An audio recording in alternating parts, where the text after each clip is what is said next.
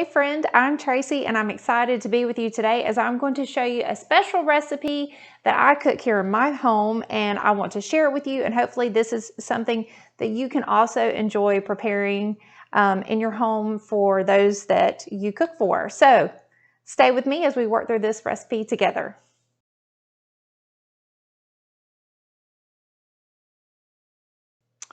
Okay, so to start with, this is a banana. It was a banana nut muffin recipe, but I have a child who has a tree nut allergy, so I cook very seldom with nuts. And this recipe does not have any nuts in it at all.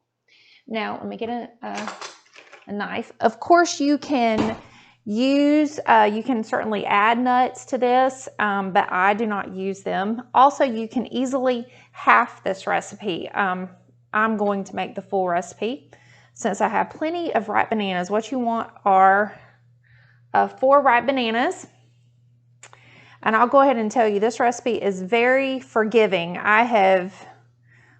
at that. I have messed this one up more than once, and it always turns out. Oops, look at that. I do try to get the strings off of here. Now this is going to yield 24 muffins.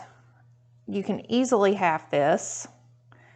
Now, the reason why I'm making this with just a little hand mixer is because I want you to see that you can make items in your home without having an expensive mixer.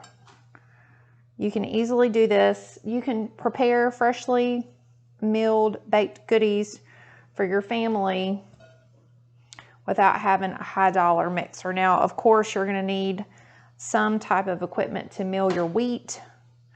There's really no way around that. The first time I ever made bread with freshly milled wheat, I actually ground my wheat with a coffee grinder just because I wanted to make sure that it wasn't gonna taste bad. I was afraid that if I made bread with freshly milled wheat, it was gonna taste like the nasty whole wheat stuff that you buy at the store, and that's not the case. So even using a coffee grinder, I was able to know that, hey, fresh wheat tastes amazing. But I do recommend that you have a quality wheat grinder of some kind. Okay, so now that I've got my bananas, I'm gonna go ahead and mix these up really quick.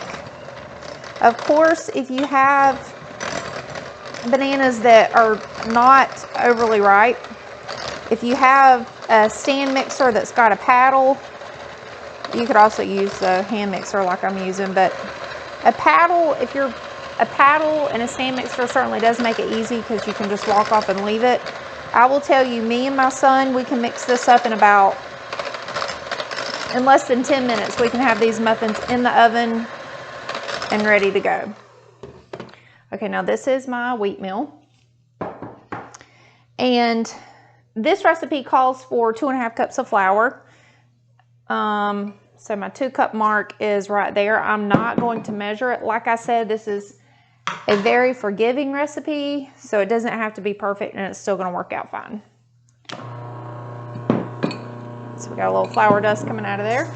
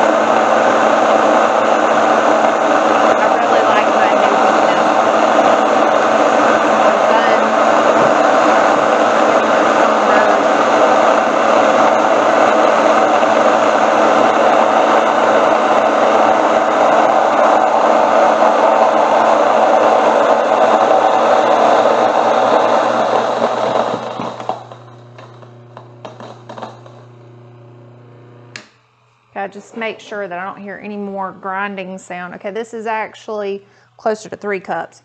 So I really don't have, I'll wait and add this in a minute. Okay, so I have a teaspoon each, a teaspoon of salt, a teaspoon of baking soda, and a teaspoon of baking powder. I've already measured these out, and I'm gonna go ahead and put these in here. If there's a scientific rule about when you should add and not add things, I don't know what it is. I need to add a half a cup of oil. I did not get my milk. Whoops, I thought I had everything. A half a cup of oil, a half a cup of sugar. I hope this recipe will fit in this container.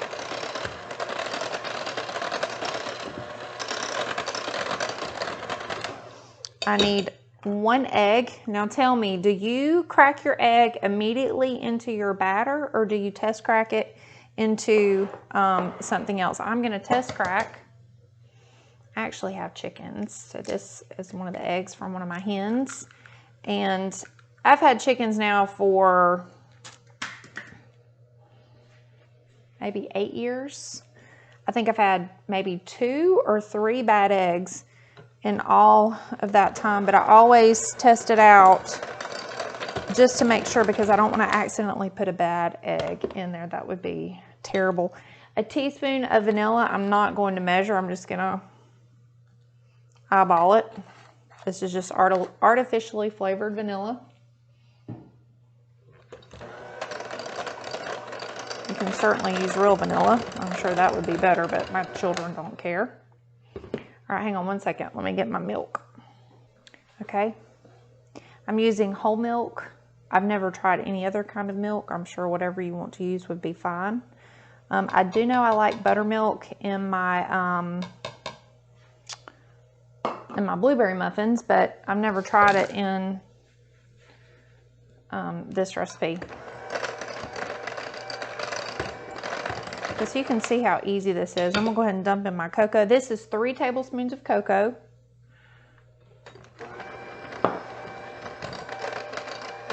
This is the chocolate chips. All right, so let me make sure I've added everything that I needed to add. Okay, I've had my my teaspoon, 1 teaspoon each of salt, baking soda, and baking powder. I've got my 4 bananas, my 1 cup of milk, my 1 egg, a half cup of oil, a half a cup of sugar, a teaspoon of vanilla. I have 3 to 4 tablespoons of cocoa. I've always used just 3. You could certainly try it with 4, and then I'll add my chocolate chips in just a minute. So now I need to add my 2.5 cups of flour. I wasn't going to measure it, but since I went over a little bit, I will. You could weigh this if you wanted to. I never do.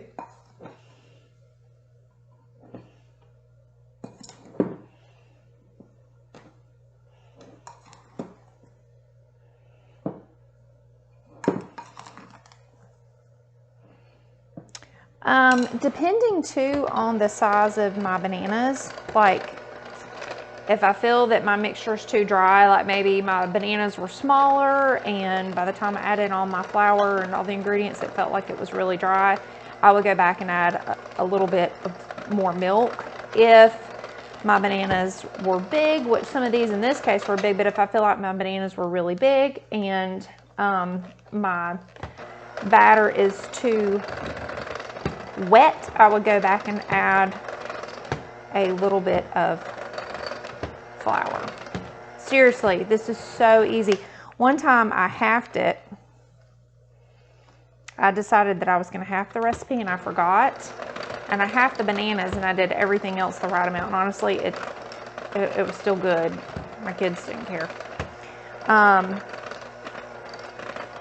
This will make, with the 4 bananas and everything like it is, this will make 24 muffins. I cooked these at 350 degrees for 18 minutes.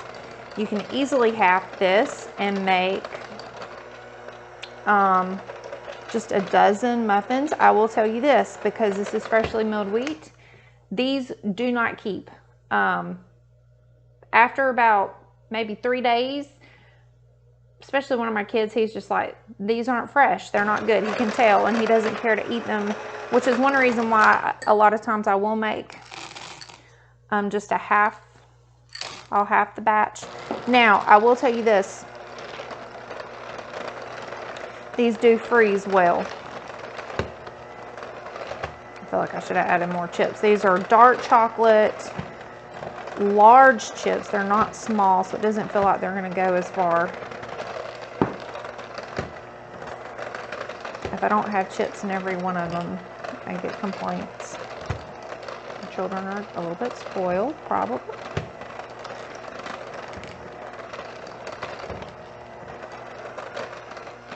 Okay, I think these are mixed in there well. Look how easy that was. This is so easy. I mean, it took me longer to do this just for this filming process because I measured everything out in all these little cups. Normally I wouldn't do that. I would just put that in there by hand and we would go. Okay. I've already sprayed my pans. Just so that was one less thing I'd have to stop and do right now. No, we don't lick this batter. I don't eat the raw batter. If it were cookie batter, absolutely, even though you're not supposed to. Surely I'm not the only person that eats raw cookie dough. You can also make these tiny, like the little bitty tiny ones. I did that for a while because my kids, they like those little muffins that come in those packages. You know, you buy the little box and there's like 5 packages of muffins are pre-made and there's like 5 or 6 little teeny muffins in there. I would buy those on occasion. I got tired of buying them just because, one, this is much more nutritious, and 2, they're ridiculously expensive for what you get. And when you break it down to what you're paying for. And I did that for a while and the kids enjoy it, but honestly, that's a lot of work. Okay, so these are ready to go in the oven, and I will come back and show you the results once they are finished. So, like I said, 18 minutes at 350 degrees. So these just came out of the oven just a couple of minutes ago. You can see these. Nice and warm. Let's see.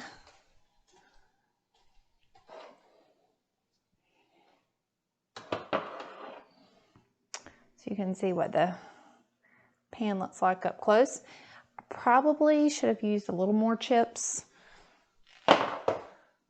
Just because I use the big chips, it's like they just don't get distributed as well. But here you can see, steam, it's hot. Really probably almost a little too hot to enjoy.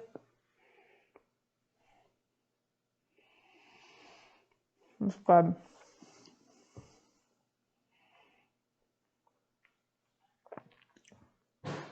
Really, in my opinion, you can't taste the banana. If you give this recipe a try, please let me know what you think about it, because if you like it as much as we do, you will be satisfied. And if you're satisfied, then I'm extra happy because I've been able to help you out. Thanks for watching. And if you enjoyed this video, if you find it helpful, please hit the like button for me. And if you will subscribe to my channel, I'd appreciate that as well. Thanks. I hope you have a great day, and I'll see you next time.